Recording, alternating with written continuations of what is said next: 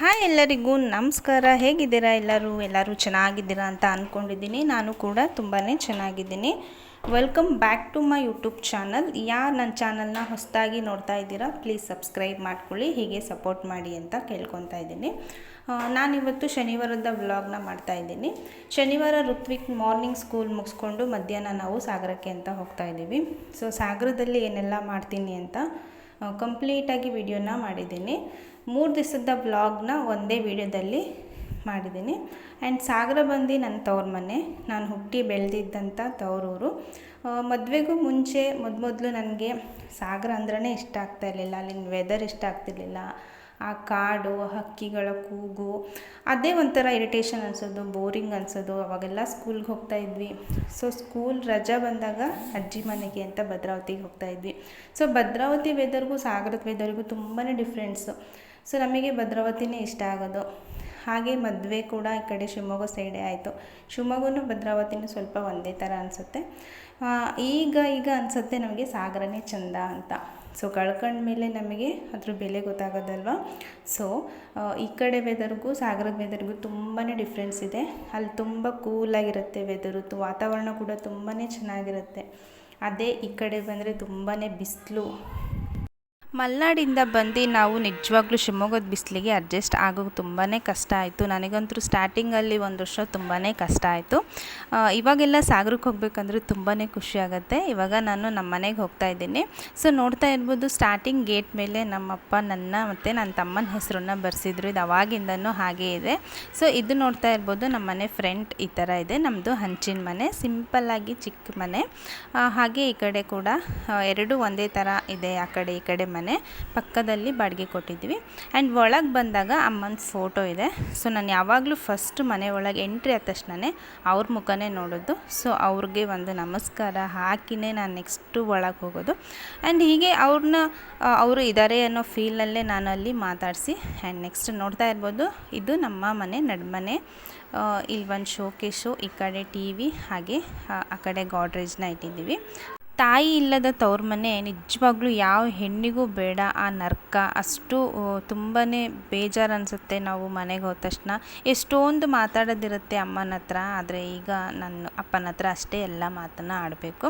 So ನಾನೀಗ next ಡ್ರೆಸ್ನ change ಮಾಡ್ತೀನಿ. ನನ್ನ ಕಂಫರ್ಟಬಲ್ ಡ್ರೆಸ್ ಬಂದು ನೈಟ್ ಡ್ರೆಸ್ಸು. ನಾನು ನೈಟ್ ಡ್ರೆಸ್ಸು, ಟೀ ಶರ್ಟ್ಸು ಆ ಥರ ಡ್ರೆಸ್ಗಳನ್ನ ನಾನು ಸಾಗರದಲ್ಲಿ ಹಾಕ್ಕೊಳ್ತೀನಿ. ಸೊ ಅದನ್ನು ನಾನೆಲ್ಲ ಅಲ್ಲೇ ಇಟ್ಟಿರ್ತೀನಿ. ನೋಡ್ತಾ ಇರ್ಬೋದು, ಇದು ವೆಲ್ವೆಟಲ್ಲಿ ಬರೋ ನೈಟ್ ಡ್ರೆಸ್ಸು. ಈಗ ಮಳೆಗಾಲ ಆಗಿರೋದ್ರಿಂದ ಅಲ್ಲಿ ಸ್ವಲ್ಪ ಚಳಿ ವೆದರ್ ಇರುತ್ತೆ. ಸೊ ಹಾಗಾಗಿ ಈ ಡ್ರೆಸ್ನ ನಾನು ವೇರ್ ಮಾಡಿದ್ದೀನಿ. ಇದ್ರ ಲಿಂಕ್ ಯಾರಿಗೆ ಬೇಕೋ ನಾನು ಡಿಸ್ಕ್ರಿಪ್ಷನಲ್ಲಿ ಹಾಕಿರ್ತೀನಿ. ತುಂಬಾ ಕಂಫರ್ಟಬಲ್ ಆ್ಯಂಡ್ ತುಂಬಾ ಚೆನ್ನಾಗಿದೆ.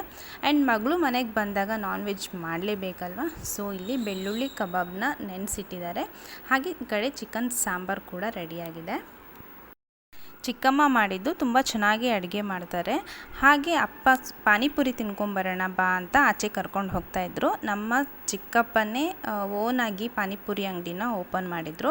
ಓಪನಿಂಗ್ಗೆ ಬಾ ಅಂತ ಕರೆದಿದ್ರು. ಸೊ ನನಗೆ ಅವಾಗ ಬರೋಕ್ಕೆ ಆಗಿರಲಿಲ್ಲ. ಹಾಗಾಗಿ ಹಾಗೆ ಮಾತಾಡಿಸ್ಕೊಂಡು ಹೇಗಿದೆ ಪಾನಿಪುರಿ ಅಂಗಡಿ ಅಂತ ನೋಡಿಕೊಂಡು ಬರೋಣ ಅಂತ ಹೋಗ್ತಾ ಇದ್ದೀನಿ. ಮತ್ತು ಹಾಕ್ಕೊಂಡು ಬಂದಿರೋ ಡ್ರೆಸ್ನೇ ಹಾಕ್ಕೊಂಡು ಹೋಗ್ತಾ ಇದ್ದೀನಿ. ಸೊ ಇದು ನೋಡ್ತಾ ಇರ್ಬೋದು, ಸಾಗರದಲ್ಲಿ BH ರೋಡ್. ಯಾರೆಲ್ಲ ಸಾಗರದವರು ನನ್ನ ವಿಡಿಯೋ ನೋಡ್ತಾ ಇದ್ದಾರೆ ಈ ರೋಡನ್ನು ಕಮೆಂಟ್ ಮಾಡಿ. ಹಾಗೆ ನೆಕ್ಸ್ಟ್ ನಾವು ಅಜ್ಜಿ ಮನೆಗೆ ರೀಚ್ ಆದ್ವಿ. ಅಲ್ಲೇ ಮುಂದೆನೇ ಸ್ವಲ್ಪ ಅಂಗಡಿ ಥರ ಮಾಡಿಕೊಂಡು ಈ ರೀತಿ SSS ಚಾಟ್ಸ್ ಅಂತ ಮಾಡ್ಕೊಂಡಿದ್ದಾರೆ. ಮೊದಲಿಗೆ ಅವ್ರದ್ದು ಜಿನ್ಸಿ ಅಂಗಡಿ ಇತ್ತು. ಸೊ ಅದನ್ನು ತೆಗೆದು ಈ ರೀತಿ ಮನೆಯಲ್ಲೇ ಈ ರೀತಿ ಚಾಟ್ಸ್ ಸೆಂಟರ್ನ ಮಾಡ್ಕೊಂಡಿದ್ದಾರೆ. ನನಗೆ ಕೂಡ ಒಂದು ಪಾನಿಪುರಿನ ಕೊಟ್ಟರು. ನೋಡ್ತಾ ಇರ್ಬೋದು, ಇದು ಫ್ರಂಟಲ್ಲಿ. ಹಾಗೆ ಒಳಗೆ ಅಜ್ಜಿ ಮನೆ ಇದ್ದು ನಾವು ಚಿಕ್ಕವರಿದ್ದಾಗ ಇಲ್ಲಿ ಬರ್ತಾಯಿದ್ವಿ. ಸೊ ಆವಾಗ ಹೇಗಿದೆಯೋ ಇವಾಗಲೂ ಸೇಮ್ ಹಾಗೇ ಇದೆ. ಆ್ಯಂಡ್ ನಾನು ಕೂಡ ಪಾನಿಪುರಿನ ತಿಂದು ನೆಕ್ಸ್ಟು ಮನೆಗೆ ಬಂದೆ. ಮನೆಗೆ ಬಂದು ಚಿಕನ್ ಮಾಡಿದ್ರಲ್ಲ ಅದನ್ನು ಊಟ ಮಾಡಬೇಕಾಗಿತ್ತು. ಬಿಕಾಸ್ ಸಂಡೇ ನನಗೆ ವಾರ ಆಗಿರೋದ್ರಿಂದ ನಾನು ಇವತ್ತೇ ಬ್ಯಾಟಿಂಗ್ ಮಾಡಬೇಕಾಗಿತ್ತು. ಪಾನಿಪುರಿ ತಿಂದಿರೋದಕ್ಕೆ ಸ್ವಲ್ಪ ಹಸಿವಾಗ್ತಾ ಇರಲಿಲ್ಲ. ಸ್ವಲ್ಪನೇ ಹಾಕ್ಕೊಂಡು ಊಟನ ಮುಗಿಸಿ ನೆಕ್ಸ್ಟ್ ನನಗೆ ಮೇಕಪ್ ಆರ್ಡರ್ ಇತ್ತು ಅಂತ ನಾನು ಸಾಗರಕ್ಕೆ ಬಂದೆ. ಆ್ಯಂಡ್ ಬೆಸ್ಟ್ ಫ್ರೆಂಡ್ ಮದುವೆ ಕೂಡ ಇತ್ತು. ಅವರು ಸ್ಯಾರಿನ ಫಸ್ಟೇ ಫಿಲ್ಟ್ ಮಾಡೋಕ್ಕೆ ಅಂತ ತಂದು ಕೊಟ್ಟಿದ್ದರು. ಇವತ್ತು ಊಟನ ಮುಗಿಸಿ ಸ್ಯಾರಿನ ಫಿಲ್ಟ್ ಮಾಡಿ ಮಾರ್ನಿಂಗ್ ಬೇಗನೆ ಏಳಬೇಕಾಗಿತ್ತು. ಸೊ ನೆಕ್ಸ್ಟ್ ಡೇ ಮಾರ್ನಿಂಗ್ ಇದು. ಮಾರ್ನಿಂಗ್ ಎದ್ದ ತಕ್ಷಣವೇ ಈ ಥರ ಫ್ಲವರ್ಸ್ನ ತಂದಿಟ್ಟಿದ್ರು ಅಪ್ಪ. ತುಂಬ ಚೆನ್ನಾಗಿತ್ತು. ಇದು ನಮ್ಮ ಹಿಂದ್ಗಡೆಯಲ್ಲೇ ಬೆಳೆದಿರೋ ಫ್ಲವರು. ಹಾಗೆ ಬೆಳಗ್ಗೆ ಬೇಗನೆ ಇದ್ದು ಫ್ರೆಶ್ ಅಪ್ ಎಲ್ಲ ಆಗಿ ನನ್ನ ಐಟಮ್ನೆಲ್ಲ ನೀಟಾಗಿ ಜೋಡಿಸ್ಕೊಳ್ಬೇಕಾಗಿತ್ತು. 3 ಜನಕ್ಕೆ ಮೇಕಪ್ ಮಾಡೋದಿದ್ದರಿಂದ ನಾನೊಬ್ಬಳೇ ಮಾಡಬೇಕಾಗಿರೋದು, ಹೆಲ್ಪಿಗೆ ಯಾರೂ ಇಲ್ಲ. ಸೊ ಹಾಗಾಗಿ ನಾನೇ ಬೇಗನೆ ಇದ್ದು ಎಲ್ಲ ನೀಟಾಗಿ ಜೋಡಿಸ್ಕೊಂಡು ಅವರಿಗೆ 7ಗೆ ಬರೋಕ್ಕೆ ಹೇಳಿದ್ದೆ. ಸೊ ಅವರು ಕೂಡ 7ಗೆ ಬಂದರು. ಆ್ಯಂಡ್ ಮೇಕಪ್ ಮಾಡ್ತಾ ಇರೋ ವೀಡಿಯೋಸ್ನ ನಾನು ಯಾವುದನ್ನು ತಗೊಳ್ಳಿಲ್ಲ, ಯಾಕಂದರೆ ಒಬ್ಬಳೇ ಮಾಡ್ತಾ ಇರೋದ್ರಿಂದ ವೀಡಿಯೋಸ್ಗಳನ್ನ ಮಾಡ್ಕೊತ ಮೇಕಪ್ ಮಾಡೋದು ಕಷ್ಟ ಆಗುತ್ತೆ. ಆ್ಯಂಡ್ ಬೇಗ ಮುಗಿಸ್ಬೇಕಿತ್ತು, ಅವರಿಗೂ ಮದುವೆಗೆ ಹೋಗೋಕ್ಕೆ ಟೈಮ್ ಆಗುತ್ತಲ್ವ. ಸೊ ಹಾಗಾಗಿ ಆ್ಯಂಡ್ ಫೈನಲಾಗಿ ಫೋಟೋಸ್ಗಳಂತೂ ನಾನು ಖಂಡಿತವಾಗ್ಲೂ ತೊಗೊಂಡಿದ್ದೀನಿ. ಮೇಕಪ್ ಅಂತೂ ತುಂಬಾ ಚೆನ್ನಾಗಿ ಬಂತು. ಅವರಿಗೂ ತುಂಬಾ ಇಷ್ಟ ಆಯಿತು. ಆ್ಯಂಡ್ ತುಂಬಾ ಗ್ಲೋ ಆಗಿ ಕಾಣಿಸ್ತಾ ಇದ್ರು. ನೋಡ್ತಾ ಇರ್ಬೋದು 3 ಜನಕ್ಕೂ ಅವ್ರು ಕೇಳಿದ ಹೇರ್ ಸ್ಟೈಲ್ ಪ್ರಕಾರನೇ ನಾನು ಮೇಕಪ್ನ ಮಾಡಿ ಆ್ಯಂಡ್ ನನಗೆ ಒಂದು ರಿವ್ಯೂಸ್ ಕೊಡಿ ಅಂತ ನಾನು ಅವ್ರನ್ನ ಕೇಳಿದ್ದೆ.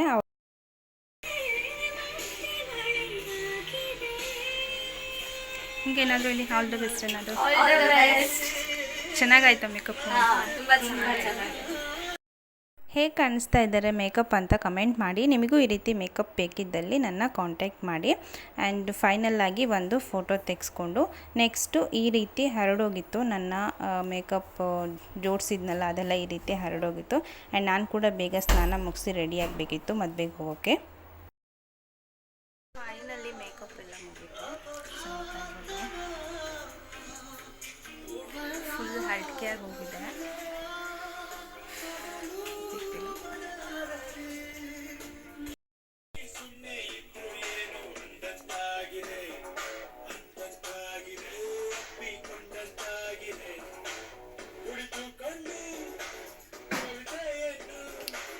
ಫೈನಲಿ ನನ್ನ ಫೇಸ್ ಮೇಕಪ್ ಕಂಪ್ಲೀಟ್ ಆಯಿತು. ನೋಡ್ತಾ ಇರ್ಬೋದು ನನ್ನ ಫೇಸ್ ಕೂಡ ಎಷ್ಟು ಗ್ಲೋ ಆಗಿ ಕಾಣಿಸ್ತಾ ಇದೆ.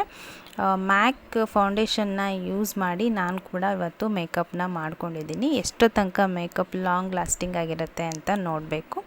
ಆ್ಯಂಡ್ ಈಗ ಹೇರ್ ಸ್ಟೈಲ್ ಮತ್ತು ಸ್ಯಾರಿನ ಉಟ್ಕೊಂಡ್ರೆ ನನ್ನ ಫೈನಲ್ ಔಟ್ಫಿಟ್ ರೆಡಿ ಆಗುತ್ತೆ. ಆ್ಯಂಡ್ ಮದುವೆ ಕೂಡ ಟೈಮ್ ಆಗ್ತಾಯಿದೆ. ಅವ್ರಿಗೆ ಮೇಕಪ್ ಮಾಡಿ ನಾನು ರೆಡಿ ಆಗೋಷ್ಟೊತ್ತಿಗೆ ಟೈಮ್ ಆಯಿತು. ನೋಡ್ತಾ ಇರ್ಬೋದು ನನ್ನ ಫೈನಲ್ ಔಟ್ಫಿಟ್ ರೆಡ್ ಕಲರ್ ಸ್ಯಾರಿನ ಉಟ್ಕೊಂಡಿದ್ದೀನಿ. ಇದು ಅಮ್ಮನ ಸ್ಯಾರಿ. ಅವ್ರ ಹತ್ರ ತುಂಬಾ ಬೇರೆ ಬೇರೆ ಕಲರ್ ಇತ್ತು ಉಟ್ಕೋ ಅಂತ ಹೇಳಿದ್ರು, ಬಟ್ ನನಗೆ ರೆಡ್ ಲೈಕ್ ಆಯಿತು. ಸೊ ನನ್ನ ಹತ್ರ ಕೂಡ ಸುಮಾರು ರೆಡ್ ಕಲರ್ ಸ್ಯಾರಿನೇ ಇದೆ, ಆದರೂ ರೆಡ್ ಕಲರ್ ಸ್ಯಾರಿನೇ ಉಟ್ಕೊಂಡು ಆ್ಯಂಡ್ ವಿಡಿಯೋಸ್ನ ಮಾಡಬೇಕಾಗಿತ್ತು. ಸ್ವಲ್ಪ ಯಾವುದೋ ಒಂದು ವೀಡಿಯೋಸ್ನ ಸೇವ್ ಮಾಡಿಟ್ಟಿದ್ದೆ, ಆ ರೀಲ್ನ ಮಾಡಬೇಕು ಅಂತ. ಸೊ ಅದು ಕೂಡ ಇವತ್ತು ಮಾಡಿಕೊಂಡೆ. ಹಾಗೆ ಇವತ್ತು ತಂದೆಯಂದಿರ ದಿನಾಚರಣೆ ಇರೋದ್ರಿಂದ ಅಪ್ಪನ ಜೊತೆನೂ ಒಂದು ಫೋಟೋನ ತೆಕ್ಕೊಂಡು ನೆಕ್ಸ್ಟ್ ನಾವು ಮದುವೆಗೆ ಚೌಟ್ರಿಗೆ ಹೋಗ್ತಾ ಇದ್ದೀನಿ. ಹಾಗೆ ಹೋಗ್ತಾನೆ ಒಂದು ವಿಡಿಯೋನ ಮಾಡಿಕೊಂಡೆ. ಫೈನಲಾಗಿ ಚೌಟ್ರಿ ಕೂಡ ಬಂದೆ. ಇವಳು ನನ್ನ ಬೆಸ್ಟ್ ಫ್ರೆಂಡ್, ಚೈಲ್ಡ್ಹುಡ್ ಫ್ರೆಂಡ್ ವಿನಯ. ನಮ್ಮದೆಲ್ಲ ಮದುವೆ ಬೇಗನೆ ಆಯಿತು. ಆ್ಯಂಡ್ ಇವಳ ಮದುವೆ ಅವಳಿಗೆ ಜಾಬ್ ಪರ್ಮನೆಂಟ್ ಆಗಿ ಒಂದು ಒಳ್ಳೆ ಹುಡುಗನ ಜೊತೆನೇ ಕಂಪ್ಲೀಟಾಗಿ ಮದುವೆ ಆಗ್ತಾಯಿದ್ದಾರೆ. ಫೈನಲಾಗಿ ನಮ್ಮ ಬ್ಯಾಚಲ್ಲಿ ಇವಳೊಬ್ಬಳೇ ಉಳಿದಿದ್ದು ಮದುವೆ ಆಗೋಕ್ಕೆ. ಆ್ಯಂಡ್ ಫೈನಲ್ ಇವಳದು ಕೂಡ ಮದುವೆ ಆಗ್ತಾಯಿದೆ. ಹಾಗೆ ನನ್ನ ಕ್ಲಾಸ್ಮೇಟ್ಸ್ಗಳು ತುಂಬ ಫ್ರೆಂಡ್ಸ್ಗಳೆಲ್ಲ ಸಿಕ್ಕಿದ್ರು. ತುಂಬಾ ಫನ್ನಿ ಆಗಿತ್ತು. ಆದರೆ ಅವರೆಲ್ಲ ವೀಡಿಯೋಸ್ನ ಮಾಡಬೇಕಾದ್ರೆ ವೀಡಿಯೋಸ್ಗೆ ಬರೋದಕ್ಕೆ ಬೇಡ ಅಂತ ಹೇಳ್ತಾಯಿದ್ರು. ಆ್ಯಂಡ್ ನಾನು ಮದುವೆಗೆ ಹೋದಾಗ ಆಲ್ರೆಡಿ ಮುಹೂರ್ತ ಎಲ್ಲ ಮುಗ್ದು ನೆಕ್ಸ್ಟ್ ಅವರೇನೋ ಶಾಸ್ತ್ರನ ಮಾಡ್ತಾಯಿದ್ರು. ಹಾಗೆ ನಮ್ಮ ಫ್ರೆಂಡ್ಸ್ ಜೊತೆ ಮಾತುಕತೆ ತುಂಬ ಚೆನ್ನಾಗಿತ್ತು. ತುಂಬ ಎಂಜಾಯ್ ಮಾಡಿದ್ವಿ. ತುಂಬ ಕಾಮಿಡಿ ಕೂಡ ಇತ್ತು. ತುಂಬಾ ಅದೊಂಥರ ಹಳೆ ಫ್ರೆಂಡ್ಸ್ಗಳೆಲ್ಲ ಸಿಕ್ಕಿದಾಗ ಒಂಥರ ತುಂಬ ಮಜವಾಗಿರುತ್ತೆ ಅಲ್ವ. ಸೊ ಆ ರೀತಿ ಎಲ್ಲ ಎಂಜಾಯ್ ಮಾಡಿ ಊಟಕ್ಕೆ ಬಂದಿದ್ದೀವಿ. ಆ್ಯಂಡ್ ಊಟ ಕೂಡ ಮುಗಿಸಿ ಅವಳಿಗೆ ವಿಶ್ ಮಾಡಿ ಆ್ಯಂಡ್ ನೆಕ್ಸ್ಟ್ ನಾನು ಮನೆಗೆ ಹೊರಡಬೇಕು. ಬಿಕಾಸ್ ನನಗೆ ತುಂಬಾ ಬ್ಯಾಕ್ ಪೇಯ್ನ್ ಬರ್ತಾಯಿತ್ತು ಮೇಕಪ್ ಮಾಡಿದ್ನಲ್ಲ. ಸೊ ಹಾಗಾಗಿ ನನಗೆ ಫಸ್ಟ್ ಹೋಗಿ ಮನೆಗೆ ಮಲ್ಕೊಂಡ್ರೆ ಸಾಕಾಗಿತ್ತು. ಹಾಗೆ ಈ ರೀತಿ ಒಂದು ಕ್ಯೂಟಾಗಿರೋ ಸ್ವೀಟ್ ಬಾಕ್ಸ್ನ ಕೊಟ್ಟಿದ್ದರು. ಆ್ಯಂಡ್ ನೆಕ್ಸ್ಟ್ ಡೇ ಮಾರ್ನಿಂಗ್ ಇದು ಅಪ್ಪನೇ ಅಲ್ವಾ. ಸೊ ನೆನ್ನೆ ಎಲ್ಲ ಕಣ್ಣು ಬಿದ್ದಿರುತ್ತೆ ಅಂತ ಅಪ್ಪ ಕೆಂಡ ಹಾಕ್ತಾಯಿದ್ರು ನನಗೆ. ಇದೊಂಥರ ಅಪ್ಪನ ಪ್ರೀತಿ ಅಂತ ಹೇಳ್ಬೋದು. ಅವ್ರಿಗೆ ಕ್ಯಾಮ್ರಾ ಮುಂದೆ ಮುಜುಗರ ಆಗುತ್ತೆ ಅಂತ ನಾನೇ ಸ್ವಲ್ಪ ಅವಾಯ್ಡ್ ಮಾಡ್ಕೊತ ಹಾಗೆ ವೀಡಿಯೋಸ್ನ ಮಾಡಿದೆ. ಎಷ್ಟೇ ಆದರೂ ಅಪ್ಪ ಅಮ್ಮನ ಕರುಳು ಅಂತ ಹೇಳ್ತಾರಲ್ಲ, ನಿಜವಾಗ್ಲೂ ಅದು ಎಷ್ಟೇ ಚಿಕ್ಕ ಮನೆ ಆಗಿರ್ಬೋದು, ನಾವು ಅಲ್ಲಿರೋಷ್ಟು ನೆಮ್ಮದಿ ಎಲ್ಲೂ ಇರೋದಿಲ್ಲ ಅಂತ ಹೇಳ್ಬೋದು. ಹಾಗೆ ನೆಕ್ಸ್ಟ್ ಇವತ್ತು ನಾನು ನಮ್ಮ ಮಮ್ಮಿ ಸೀರೆನ ಉಟ್ಕೊಂಡು ವರ್ದಳ್ಳಿಗೆ ಹೋಗೋಣ ಅಂತ ರೆಡಿಯಾಗಿದ್ದೀನಿ. ನೋಡ್ತಾ ಇರ್ಬೋದು, ಇದೆಲ್ಲ ಓಲ್ಡ್ ಸೀರೆ ಅವಾಗಿಂದು ಮಮ್ಮಿದು. ಇದು ಈಗ ಟ್ರೆಂಡ್ ಅಂತ ಅನಿಸ್ತಾಯಿದೆ. ನಾನು ಉಟ್ಟಿದ ಮೇಲೆ ಈ ಸ್ಯಾರಿ ಎಷ್ಟು ಸಖತ್ತಾಗಿ ಕಾಣಿಸ್ತಾ ಇತ್ತು. ಅವಾಗೆಲ್ಲ ಮಮ್ಮಿ ಹೇಳೋರು ಉಟ್ಕೋ ಅಂತ, ಬಟ್ ನಾನು ಅವಾಗೆಲ್ಲ ಅದನ್ನು ಉಟ್ಕೊತಾನೇ ಇರಲಿಲ್ಲ. ಇವಾಗ ಅದೇ ಉಟ್ಕೊಬೇಕು ಅಂತ ಅನಿಸುತ್ತೆ. ಅವ್ರು ಇದ್ದಿದ್ರೆ ಎಷ್ಟು ಖುಷಿ ಪಡ್ತಿದ್ರು. ಆ್ಯಂಡ್ ಅವ್ರ ಬ್ಲೌಸ್ ಕೂಡ ನನಗೆ ಅಷ್ಟೇ ಕರೆಕ್ಟಾಗಿ ಫಿಟ್ ಆಯಿತು, ಸ್ವಲ್ಪ ಲೂಸ್ ಆಯಿತು. ಆ್ಯಂಡ್ ಮೇಕಪ್ ಕೂಡ ಆಯಿತು. ಹೇರ್ ಸ್ಟೈಲ್ ಹಾಗೆ ಸಿಂಪಲ್ಲಾಗಿ, ಹೇರ್ ತುಂಬ ಹಸಿ ಇತ್ತು, ಹಾಗೆ ಒಂದು ಕ್ಲಿಪ್ನ ಹಾಕ್ಕೊಂಡಿದ್ದೀನಿ. ಆ್ಯಂಡ್ ಇವತ್ತು ನಾನು ವರ್ದಳ್ಳಿಗೆ ಹೋಗೋಣ ಅಂತ ಆ್ಯಂಡ್ ವರ್ದಳ್ಳಿದ್ದು ವೀಡಿಯೋಸ್ನ ಮಾಡೋಣ ಅಂತ ತೋರಿಸ್ತಾ ಇದ್ದೀನಿ. ಹಾಗೆ ಇವತ್ತು ನನಗೆ ಒಂದು ಗಿಫ್ಟ್ ಸಿಕ್ತು ಅಪ್ಪ ಕಡೆಯಿಂದ. ಅಪ್ಪ ಒಂದು ವಾಚ್ನ ಗಿಫ್ಟ್ ಮಾಡಿದ್ರು ನನಗೆ. ಆ್ಯಂಡ್ ಗಿಫ್ಟ್ ಅಂತ ಏನಲ್ಲ, ಅವ್ರು ತೊಗೊಂಡಿದ್ರು, ಬಟ್ ಅವ್ರಿಗೆ ಅಷ್ಟು ಲೈಕ್ ಆಗಿಲ್ಲ. ಅಂದರೆ ಅವ್ರು ಹಾಕೋದನ್ನ ಈಗ ಬಿಟ್ಟಿದ್ದಾರೆ. ಸೊ ನಿನಗೆ ಚೆನ್ನಾಗಿ ಕಾಣ್ಬೋದು, ಯೂಸ್ ಮಾಡ್ಕೊಂಡು ಅಂತ ಕೊಟ್ಟರು. ಆ್ಯಂಡ್ ನನಗಂತೂ ತುಂಬಾ ಇಷ್ಟ ಆಯಿತು. ಫೈನಲಾಗಿ ನಾವು ಹೋಗ್ತಾ ಇದ್ದೀವಿ. ಇದು ಸಾಗರದಿಂದ 5 ಕಿಲೋಮೀಟ್ರು ಮುಂದೆ ಇದೆ. ತುಂಬ ಪ್ರಸಿದ್ಧವಾಗಿದೆ ಆ ಪ್ಲೇಸಸ್. ತುಂಬ ಜನ ಬಂದು ಹೋಗ್ತಾರೆ. ತುಂಬಾ ಪಬ್ಲಿಕ್ ಆಗಿತ್ತು ಒಂದು ಟೈಮು. ನಾವು ಸುಮಾರು ಸಲ ಹೋಗ್ತೀವಿ. ನಾವು ಚಿಕ್ಕಕ್ಕಿದ್ದಾಗಿಂದ ನಾವು ವರ್ದಳ್ಳಿ ಅನ್ನೋದು ಒಂಥರ ಈ ಪಾರ್ಕಿಗೆ ಹೋದೋ ಥರ ಆ ಥರ ಅಂತ ಅನಿಸ್ತಾಯಿದೆ. ನಾವು ಸುಮ್ಮನೆ ಅನ್ನೆಸೆಸರಿ ಇವತ್ತು ತಿಂದೆ, ಇವತ್ತು ಇಲ್ಲಿ ಹೋದೆ, ಇವತ್ತು ಅಲ್ಲಿ ಬಂದೆ ಅನ್ನೋವಂಥ ವೀಡಿಯೋಸ್ನ ಮಾಡೋಕ್ಕಿಂತ ಈ ಥರ ಹೋಗಿದ್ದ ಪ್ಲೇಸಸ್ಗಳು ಅದ್ರ ಬಗ್ಗೆ ಮಾಹಿತಿನ ಕೊಡೋದು ನನಗೆ ತುಂಬ ಇಷ್ಟ ಅನಿಸುತ್ತೆ. ನಾನು ಡೈಲಿ ವ್ಲಾಗ್ನ ಮಾಡದೇ ಇದ್ದರೂ ಈ ಥರ ನಾನು ಯಾವ ಪ್ಲೇಸಿಗೆ ಹೋಗ್ತೀನಿ, ಆ ಪ್ಲೇಸಿನ ಮಹತ್ವ ಹೇಗಿದೆ ಅಂತ ಕೂಡ ನಾನು ಈ ರೀತಿ ವೀಡಿಯೋಸ್ನ ಮಾಡೋಣ ಅಂತ. ಆ್ಯಂಡ್ ನನ್ನ 3 days ಜರ್ನಿ ಕೂಡ ಫುಲ್ಲು ಇದೆ. ಆ್ಯಂಡ್ ನೋಡ್ತಾ ಇರ್ಬೋದು, ಇಲ್ಲಿಂದ ಪಾರ್ಕಿಂಗ್ ಏರಿಯಾ ಸ್ಟಾರ್ಟ್ ಆಗುತ್ತೆ. ಕಾರು ಬಸ್ಸು ಏನೇ ಇದ್ದರೂ ಇಲ್ಲೇ ನಿಲ್ಲಿಸ್ತಾರೆ. ಬೈಕ್ ಮಾತ್ರ ಆ ಗೇಟಿಂದ ಒಳಗೆ ಹೋಗುತ್ತೆ. ಶ್ರೀಧರ ಆಶ್ರಮ ಇದು. ಶ್ರೀಧರ ಸ್ವಾಮಿಗಳು ಇಲ್ಲಿ ನೆಲೆಸಿ ಅವರು ಇಲ್ಲೇ ಮರಣ ಹೊಂದಿದಂಥ ಜಾಗ ಇದು. ಕಂಪ್ಲೀಟಾಗಿ ತೋರಿಸ್ತೀನಿ. ಆ್ಯಂಡ್ ಇಲ್ಲಿ ಫೋಟೋಸ್ ವೀಡಿಯೋಸ್ನ ತೆಗೆಯೋದನ್ನು ನಿಲ್ಲಿಸಿದ್ದಾರೆ. ಬಟ್ ನನಗೆ ಆದಷ್ಟು ವೀಡಿಯೋಸ್ನ ನಾನು ಮಾಡಿಕೊಂಡೆ. ಬಿಕಾಸ್ ನನಗೆ ವೀಡಿಯೋಸ್ನ ಮಾಡೋಕ್ಕೆ ಯಾರೂ ಹೆಲ್ಪಿಗಿರಲಿಲ್ಲ. ಅಪ್ಪ, ನಾನು, ಮಗ 3 ಜನ ಬೈಕಲ್ಲಿ ಹೋಗಿದ್ದು. ಆದಷ್ಟು ನಾನೇ ಎಲ್ಲನೂ ಕವರ್ ಮಾಡಿಕೊಂಡೆ. ಇಲ್ಲಿ ಬೈಕು ಇಲ್ಲಿ ತನಕ ಬರುತ್ತೆ. ಆ್ಯಂಡ್ ಈ ಕಡೆ ನೋಡ್ತಾ ಇರ್ಬೋದು, ಇಲ್ಲಿ ಅಲ್ಲಿ ಆಫೀಸ್ ರೂಮ್ ಅಂತ, ಅಲ್ಲಿ ಫೋಟೋಸ್ ಆಗಿರ್ಬೋದು, ಬುಕ್ಸ್ ಆಗಿರ್ಬೋದು ಎಲ್ಲ ಈ ಕಡೆ ಸೈಡ್ ಸಿಗುತ್ತೆ. ಈಗ ನೋಡ್ತಾ ಇರ್ಬೋದು, ಅಲ್ಲಿ ಮೇಲೆ ಕಾಣಿಸ್ತಾ ಇದೆಯಲ್ಲ, ಅಲ್ಲಿವರೆಗೂ ನಾವು ಹೋಗಬೇಕು. ಶ್ರೀಧರ ಸ್ವಾಮಿ ದೇವಸ್ಥಾನ ಅಲ್ಲಿ ಮೇಲಿದೆ. ಸೊ ನಾವು ಮೆಟ್ಲು ಸಹಾಯದಿಂದ ಗುಡ್ಡದ ಮೇಲೆ ಹೋಗಬೇಕು. ಇಲ್ಲಿಂದ ಎಂಟ್ರೆನ್ಸು. ಇದು ಸೇವಾ ಮಂಡಳಿ. ಇಲ್ಲಿ ಬುಕ್ಸ್ಗಳಾಗಿರ್ಬೋದು, ಫೋಟೋಸು, ಹಾಗೆ ಲಾಡ್ಜ್ ಕೂಡ ಇದೆ. ಅಲ್ಲೇನೇ ಇದ್ದರೂ ಎನ್ಕ್ವೈರಿ ಮಾಡೋದು ಅಲ್ಲಿ. ಹಾಗೆ ಇಲ್ಲಿ ಸುತ್ತಲೂ ವ್ಯೂಸ್ನ ನೋಡ್ಬೋದು. ಒಂದೊಂದಾಗೆ ತೋರಿಸ್ತೀನಿ. ಮೊದಲಿಗೆ ನಾವು ಗಾಡಿನ ನಿಲ್ಲಿಸಿ ನಾವು ಫಸ್ಟು ಕೊಳದ ಹತ್ರ ಹೋಗ್ತೀವಿ. ಅದು ತುಂಬ ಪುಣ್ಯವಾದ ತೀರ್ಥದ ನೀರು. ಆ್ಯಂಡ್ ಒಂದು ಹಸುವಿನ ಬಾಯಿಂದ ನೀರು ಬರ್ತಾ ಇರುತ್ತೆ. ಅದು ಎಲ್ಲಿಂದ ಬರ್ತಾ ಇದೆ ಅನ್ನೋದು ಇವತ್ತಿಗೂ ಕೂಡ ಗುರುತು ಮಾಡಿಲ್ಲ, ಯಾರೂ ಅದನ್ನು ಮಾಡಿಲ್ಲ. ಆದರೆ 24 hours ಆ ನೀರು ಹಸುವಿನ ಬಾಯಿಂದ ಬರ್ತಾ ಇರುತ್ತೆ. ಮೊದಲೆಲ್ಲ ಈ ಕೊಳದಲ್ಲಿ ನಾವು ಚಿಕ್ಕಕ್ಕಿದ್ದಾಗ ಸ್ನಾನ ಮಾಡ್ತಿದ್ವಿ, ಈಜ್ತಾ ಇದ್ವಿ, ತುಂಬಾ ಮಸ್ತ್ ಮಾಡ್ತಾಯಿದ್ವಿ. ಬಟ್ ಇವಾಗ ಈ ರೀತಿ ನೀಟಾಗಿ ಕಟ್ಟಿ ಇಲ್ಲಿ ಯಾರೂ ಸ್ನಾನ ಮಾಡೋದಿಲ್ಲ, ಅಲ್ಲಿ ಇಳಿಯೋದು ಇಲ್ಲ, ಅಲ್ಲಿ ನೀರಿಗೆ ಇಳಿಯೋಕ್ಕೂ ಬಿಡೋದಿಲ್ಲ. ಆ್ಯಂಡ್ ಅಲ್ಲಿ ನೋಡ್ತಾ ಇರ್ಬೋದು, ಶ್ರೀಧರ ಸ್ವಾಮಿ ತೀರ್ಥ ಇದು. ಈ ತೀರ್ಥನ ಮೈ ಮೇಲೆ ನಾವು ಪ್ರೋಕ್ಷಣೆ ಮಾಡಿದ್ರೆ ನಮಗೇನೇ ಕಷ್ಟ, ಕಾಯಿಲೆ ಏನೇ ಒಂದಿದ್ರೂ ದೂರ ಆಗುತ್ತೆ ಅಂತ ನಂಬಿಕೆ ಇದು. ಇಲ್ಲಿ ಯಾವುದೇ ಥರದ ಸೋಪು, ಶಾಂಪು ಏನೂ ಬಳಸಬಾರ್ದು. ಹಾಗೆ ನಿಂತ್ಕೊಂಡು ಆ ನೀರಿಂದ ಸ್ನಾನ ಮಾಡಬೇಕು. ಇಲ್ಲಾಂದರೆ ನೀರನ್ನ ತಲೆ ಮೇಲೆ ಪ್ರೋಕ್ಷಣೆ ಮಾಡ್ಕೊಳ್ಬೇಕು. ಈ ನೀರನ್ನು ಬಾಟ್ಲಲ್ಲಿ ಕೂಡ ತುಂಬಿಸ್ಕೊಂಡು ಹೋಗ್ತಾರೆ. ಆ್ಯಂಡ್ ನೆಕ್ಸ್ಟ್ ನಾವು ಮೆಟ್ಲ ಹತ್ತಕ್ಕೆ ಜರ್ನಿನ ಸ್ಟಾರ್ಟ್ ಮಾಡಿದೆ. ಆ ವಿಡಿಯೋ ಸ್ಕಿಪ್ ಆಗಿದೆ. ಆ್ಯಂಡ್ ಇಲ್ಲಿ ಸುಮಾರು 258 ಮೆಟ್ಲುಗಳಿದೆ. ಈ ಪ್ಲೇಸಸ್ಸಲ್ಲಿ ಮೊದಲು ಅಲ್ಲಿ ಒಂದು ಶ್ರೀಧರ ಸ್ವಾಮಿ ಫೋಟೋ ಇಟ್ಟಿದ್ರು, ಬಟ್ ಈಗ ಪ್ರತಿಮೆನೇ ಮಾಡಿದ್ದಾರೆ. ಇಲ್ಲಿಂದ ನಿಂತ್ಕೊಂಡು ಅಲ್ಲಿಗೆ ನಾವು ಒಂದು ಕಾಯಿನ್ನ ಹಾಕ್ತಾಯಿದ್ವಿ. ಅದು ಕರೆಕ್ಟಾಗಿ ಅಲ್ಲಿ ಹೋಗಿ ದೇವ್ರ ಹತ್ರ ಬಿದ್ದರೆ ನಾವು ಅಂದ್ಕೊಂಡಿದ್ದು ಆಗುತ್ತೆ, ಕೆಳಗೆ ಬಿದ್ದರೆ ಅಂದ್ಕೊಂಡಿದ್ದಾಗಲ್ಲ ಅನ್ನೋ ಒಂದು ಪದ್ಧತಿ ಇತ್ತು. ಆ್ಯಂಡ್ ನೋಡ್ತಾ ಇರ್ಬೋದು, ಸುತ್ತಲೂ ಕಾಡು, ಅಲ್ಲಿ ಫುಲ್ಲು ಕಾಡು, ಒಂಥರ ಹಚ್ಚ ಹಸಿರು ಕಾಡು. ಈ ಕಡೆ ಒಂದು ವಿದ್ಯಾರ್ಥಿಗಳ ನಿಲಯ ಅಂತ ಈ ಕಡೆ ಬಂದು ಮಾಡಿದ್ದಾರೆ. ಇಲ್ಲಿ ಕೂಡ ವಿದ್ಯಾರ್ಥಿಗಳನ್ನ ಹಾಸ್ಟೆಲ್ ಥರ ಇಲ್ಲಿ ಕೂಡ ಸೇರಿಸ್ಕೊತಾರೆ. ಮೆಟ್ಲು ಅಲ್ಲಲ್ಲಿ ಒಂದೊಂದು ಬೋರ್ಡ್ಗಳನ್ನ ಕೂಡ ಹಾಕಿದ್ದಾರೆ. ಆ್ಯಂಡ್ ನಾವು ಇವತ್ತು ಹೋಗಿದ್ದ ದಿವಸ ಏಕಾದಶಿ, ತುಂಬಾ ಜನ ಇದ್ದರು. ಇವತ್ತು ರಜೆ ಇತ್ತು ಅಂತ ಮೋಸ್ಟ್ಲಿ ತುಂಬ ಜನ ಇದ್ದರು ಅನಿಸುತ್ತೆ. ಇಲ್ಲಿನ ಊಟ ಅಂತೂ ನಿಜವಾಗ್ಲೂ ಅಮೃತಕ್ಕಿಂತ ಹೆಚ್ಚಾಗಿರುತ್ತೆ. ಧರ್ಮಸ್ಥಳದಲ್ಲಿ ಈಗ ರುಚಿ ಕಡಿಮೆ ಆಗಿರ್ಬೋದು, ಇಲ್ಲಿನ ರುಚಿ ಮಾತ್ರ ಅವತ್ತಿಗೂ ಇವತ್ತಿಗೂ ಒಂದೇ ಥರ ಇರುತ್ತೆ. ಒಂದೊಂದು ಸಲ ನಮಗೆ ಮನೆಯಲ್ಲಿ ಇದ್ದಾಗ ಏನಾದರೂ ಒಳ್ಳೆ ಊಟ ಮಾಡಬೇಕು ಅಂದರೆ ವರ್ದಳ್ಳಿಗೆ ಹೋಗೋಣ ಅಂತ ಹೋಗ್ತಾ ಇದ್ವಿ. ಒಂದು ಸಲ ಅಮ್ಮನ ಜೊತೆ ಹೀಗೆ ವರ್ದಳ್ಳಿಗೆ ಹೋಗೋಣ ಮಮ್ಮಿ ಅಂತ ಕೇಳಿದಾಗ ವರದಳ್ಳಿಗೆ ಬಂದ್ವಿ ನಾವು. ಆವತ್ತು ಕೂಡ ನಮಗೆ ಏಕಾದಶಿ ಇದ್ದಿದ್ದರಿಂದ ಉಪ್ಪಿಟ್ಟನ್ನ ಮಾಡಿದರು. ಸೊ ಇವತ್ತು ಕೂಡ ನಾನು ಹೋಗಿದ್ದ ದಿವಸ ಏಕಾದಶಿನೇ ಇತ್ತು. ನಮಗೆ ಒಳ್ಳೆ ಭೋಜನ ಸಿಗಲಿಲ್ಲ. ಪರವಾಗಿಲ್ಲ, ದೇವ್ರ ಪ್ರಸಾದ ಅಲ್ವಾ ಅಂತ ಹಾಗೆ ನಾವು ಮೆಟ್ಲು ಹತ್ತಿ ದೇವಸ್ಥಾನದ ಆವರಣಕ್ಕೆ ಬಂದಿದ್ವಿ. ತುಂಬಾ ಜನ ಇದ್ದರು ಇವತ್ತು, ಸಿಕ್ಕಾಬಟ್ಟೆ ಜನ ಇದ್ದರು.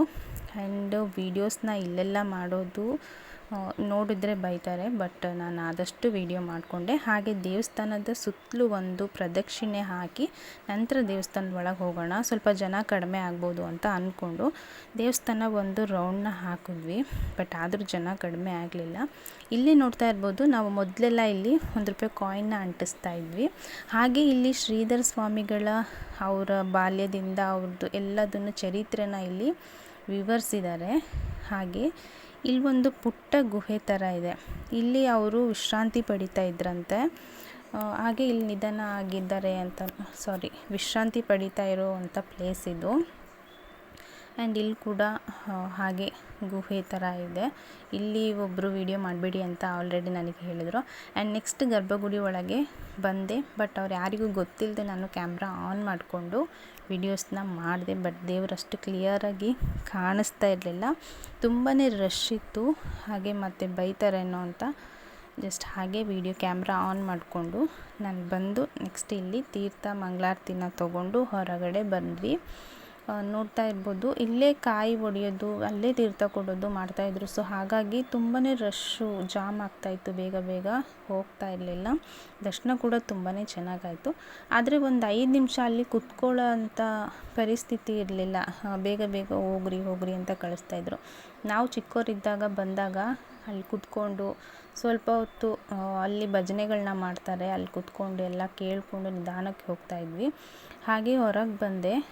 ನೋಡ್ತಾ ಇರ್ಬೋದು, ಸುತ್ತಲೂ ಬೆಟ್ಟ ಗುಡ್ಡ ಕಾಡು ಮರಗಳೇ ತುಂಬಿ ಹಚ್ಚ ಹಸಿರಾಗಿರೋ ಅಂಥ ಒಂಥರ ಚೆನ್ನಾಗಿ ಸೊಗಸಾಗಿದೆ. ಹಾಗೆ ಸ್ವಲ್ಪ ಹೊತ್ತು ದೇವಸ್ಥಾನದ ಅಂಗಳದಲ್ಲಿ ಕುತ್ಕೊಂಡು ಒಂದು ಫೋಟೋನ ತೆಕ್ಕೊಂಡು ನೆಕ್ಸ್ಟ್ ನಾವು ಮೆಟ್ಲನ್ನು ಇಳಿಯೋಕ್ಕೆ ಸ್ಟಾರ್ಟ್ ಮಾಡಿದ್ವಿ. ಈ ಕಡೆಯಿಂದ ಒಂದು ದಾರಿ ಇದೆ, ಇದು ಬೆಟ್ಟಕ್ಕೆ ಹೋಗೋದು. ಅಲ್ಲಿ ಶ್ರೀಧರ ಸ್ವಾಮಿಗಳು ನಿಧಾನ ಆಗಿರೋ ಒಂದು ಚಿಕ್ಕಕ್ಕೆ ದೇವಸ್ಥಾನ ಥರ ಮಾಡಿದ್ದಾರೆ. ಅಲ್ಲಿ ಯಾವಾಗಲೂ ಅವರು ತಪಸ್ಸಿಗೆ ಕುತ್ಕೊಳ್ತಾ ಇದ್ರಂತೆ. ಸೊ ಅಲ್ಲಿಗೆ ನಾವು ಹತ್ತಿ ಹೋಗಲಿಲ್ಲ, ಯಾಕಂದರೆ ಸಣ್ಣದಾಗಿ ಮಳೆ ಎಲ್ಲ ಬರ್ತಾಯಿತ್ತು. ಆ್ಯಂಡ್ ನಾನು ಮತ್ತೆ ರಿಟರ್ನ್ ಆಗಬೇಕಿತ್ತು ಶಿವಮೊಗ್ಗಕ್ಕೆ. ಸೊ ಹಾಗಾಗಿ ಊಟ ಮಾಡೋದಕ್ಕೆ ಅಂತ ಊಟದಕ್ಕೆ ಹಾಲಿಗೆ ಬಂದ್ವಿ. ಈ ಥರ ಎಲೆ, ಇದು ತಾವರೆ ಎಲೆಯಿಂದ ಮಾಡಿರೋ ತಟ್ಟೆ. ಇದು ಅವಾಗಿಂದನೂ ಇದನ್ನೇ ಇದನ್ನೇ ಹಾಕ್ಕೊತ ಬಂದಿದ್ದಾರೆ. ಆ್ಯಂಡ್ ಏಕಾದಶಿ ಆಗಿರೋದ್ರಿಂದ ಉಪ್ಪಿಟ್ಟು ಅವಲಕ್ಕಿನ ಹಾಕಿದರು. ಈ ಉಪ್ಪಿಟ್ಟು ಅವಲಕ್ಕಿಗೆ ಮೊಸರು ಹಾಕ್ತಾರೆ, ಅದಂತೂ ಟೇಸ್ಟ್ ಸಖತ್ತಾಗಿರುತ್ತೆ. ಆ್ಯಂಡ್ ಉಪ್ಪಿಟ್ಟಿಗೆ ಇವರು ಕೊಬ್ಬರೆಣ್ಣೆ ಹಾಕಿ ಅಡುಗೆ ಮಾಡ್ತಾರೆ. ಸೊ ತುಂಬಾ ಚೆನ್ನಾಗಿತ್ತು ಪ್ರಸಾದ. ಹಾಗೆ ಇಲ್ಲಿ ಅನ್ನ ದಾನಕ್ಕೆ ಕಾಣಿಕೆ ಹಾಕಿ ಅಂತ ಒಂದಿಟ್ಟಿದ್ರು. ಸೊ ಋತ್ವಿಕ್ ಕೈಲಿ ದುಡ್ಡು ಕೊಟ್ಟು ಕಾಣಿಕೆನ ಹಾಕಿಸಿ ಇಲ್ಲೇ ಸುತ್ತಲೂ ಸ್ವಲ್ಪ ಹೊತ್ತು ಮರದ ನೆರಳಲ್ಲಿ ಸ್ವಲ್ಪ ಹೊತ್ತು ಕೂತ್ಕೊಂಡು ಹಾಗೆ ನೆಕ್ಸ್ಟ್ ನಾನು ಸ್ವಲ್ಪ ಮುಂದೆ ಗೋಶಾಲೆ ಅಂತ ಮಾಡಿದ್ದಾರೆ. ಅಲ್ಲಿ ಸುಮಾರು ಹಸುಗಳನ್ನ ಸಾಕಿದ್ದಾರೆ. ಅಲ್ಲಿ ಒಳಗಡೆ ಎಂಟ್ರಿ ಇಲ್ಲ. ಎಂಟ್ರಿ ಕೊಟ್ಟರು ನಾನಂತರೂ ಹೋಗ್ತಿರ್ಲಿಲ್ಲ, ಯಾಕಂದರೆ ನನಗೆ ದನಗಳಂದರೆ ಸ್ವಲ್ಪ ಭಯ, ನಾನು ಹತ್ತಿರ ಹೋಗೋದಿಲ್ಲ ಯಾವಾಗಲೂ. ಸೊ ಹಾಗೆ ಕಿಟಕಿಯಿಂದನೇ ವೀಡಿಯೋಸ್ನ ಮಾಡಿಕೊಂಡೆ. ಹಾಗಾಗಿ ಇಲ್ಲಿ ಮೊಸರು ಮಜ್ಜಿಗೆಗೆ ಕಡಿಮೆ ಇಲ್ಲ. ಎಲ್ಲ ಜನಗಳಿಗೂ ಈ ಹಸುವಿನ ಹಾಲಿನ ಮೊಸರು ಮಜ್ಜಿಗೆಯಿಂದನೇ ಅಲ್ಲಿ ಊಟನ ಹಾಕ್ತಾರೆ. ಹಾಗೆ ನಾವು ಮುಂದೆ ಹೋಗ್ತಾ ಇಲ್ಲಿ ದುರ್ಗಮ್ಮನ ದೇವಸ್ಥಾನ ಇದೆ ರೈಟ್ ಸೈಡಲ್ಲಿ. ಈ ದೇವಸ್ಥಾನ ಕೂಡ ತುಂಬಾ ಪವರ್ಫುಲ್ ಅಂತ ಹೇಳ್ಬೋದು. ಈ ದೇವರು ಒಂದು ಸೈಡಿಗೆ ವಾಲ್ ಇದೆ, ಅದೇನೋ ಒಂದು ವಾಡಿಕೆ ಇದೆ, ಅದು ನನಗೆ ಅಷ್ಟು ನೆನಪಿಲ್ಲ. ಇದ್ರ ಬಗ್ಗೆ ನಾನು ಇನ್ನೊಂದು ಸಲ ಸಾಗರ ಹೋದಾಗ ಕಂಪ್ಲೀಟ್ ಡೀಟೇಲ್ನ ತಿಳಿಸ್ಕೊಂಡು ವಿಡಿಯೋನ ಮಾಡ್ತೀನಿ. ಹಾಗೆ ನೋಡ್ತಾ ಇರ್ಬೋದು, ಇದು ದುರ್ಗಮ್ಮ ತಾಯಿ. ಇಲ್ಲಿ ಪಕ್ಕದಲ್ಲಿ ಕೂಡ ಒಂದು ಚಿಕ್ಕ ಚೌಟ್ರಿ ಇದೆ. ಇಲ್ಲೂ ಕೂಡ ಅನುಕೂಲ ಇಲ್ದವರು ಮದುವೆ ಮಾಡ್ಬೋದು, ತುಂಬ ಕಡಿಮೆ ಬೆಲೆಗೆ ಮಾಡ್ತಾರೆ. ಹಾಗೆ ನಾವು ಎಲ್ಲ ದರ್ಶನಗಳನ್ನ ಮುಗಿಸ್ಕೊಂಡು ನಾವು ಮತ್ತೆ ಮನೆಗೆ ಹೋಗ್ತಾ ಇದ್ದೀನಿ. ಆ್ಯಂಡ್ ನಾನು ಮತ್ತೆ ರಿಟರ್ನ್ ಶಿವಮೊಗ್ಗ ಹೋಗಬೇಕಾಗಿತ್ತು. ಸೊ ಮನೆಗೆ ಬಂದು ಬಟ್ಟೆ ಎಲ್ಲ ಪ್ಯಾಕ್ ಮಾಡಿಕೊಂಡು ಅರ್ಶಿನ ಕುಂಕುಮನ ತೊಗೊಂಡು ನಮ್ಮ ಮಮ್ಮಿಗೆ ಕಾಲಿಗೆ ಮುಗ್ದು ನಾನು ಮತ್ತೆ ನನ್ನ ತವ್ರ ಮನೆ ಜರ್ನಿನ ಮುಗಿಸಿ ಗಂಡನ ಮನೆಗೆ ಬರ್ತಾ ಇದ್ದೀನಿ. ಎಷ್ಟೇ ದಿವಸ ತವ್ರ ಮನೇಲಿದ್ದರೂ ಒಂದು ದಿವಸ ಗಂಡನ ಮನೆಗೆ ಬರಲೇಬೇಕಲ್ವ. ಸೊ ನಾನು 3 ದಿವಸ ಬಂದಂಗೆ ಆಗಲಿಲ್ಲ, ಎಷ್ಟು ಬೇಗ ಆಯ್ತಪ್ಪ ಅಂತ ಅಂದ್ಕೊಂಡು ನೆಕ್ಸ್ಟ್ ನಾನು ಊರಿಗೆ ಹೋಗ್ತಾ ಇದ್ದೀನಿ. ನನ್ನ ಈ ವಿಡಿಯೋ ಯಾರಿಗೆ ಇಷ್ಟ ಆಗಿದ್ದಲ್ಲಿ ಒಂದು ಲೈಕ್ ಮಾಡಿ, ಶೇರ್ ಮಾಡಿ, ಸಬ್ಸ್ಕ್ರೈಬ್ ಮಾಡ್ಕೊಳ್ಳಿ. ನಿಮ್ಮ ಸಪೋರ್ಟ್ ಯಾವಾಗೂ ಹೀಗೆ ಇರಲಿ ಅಂತ ಕೇಳ್ಕೊತ ಇವತ್ತಿನ ವಿಡಿಯೋನ ಮುಗಿಸ್ತಾ ಇದ್ದೀನಿ.